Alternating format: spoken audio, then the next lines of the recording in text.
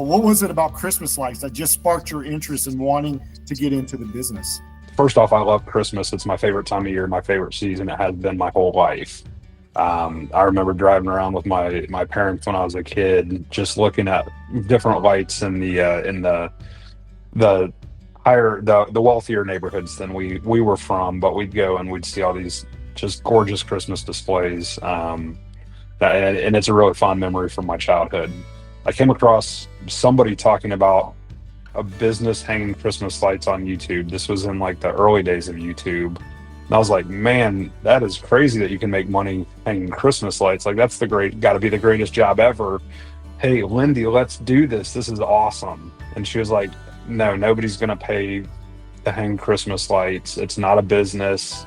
Like it's a hobby. Like just focus on your day job. I'm like, hey, like let's just start something part-time on the weekends, pressure washing. Like we can make an extra $1,000 a month or whatever and pay off debt, live a good life. It'll just make things that much better.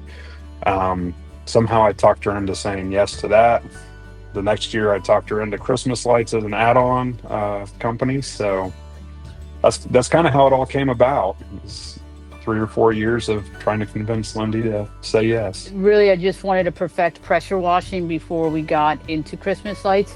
And one thing that really helped us was we went to the trainings before we even started the business the following year.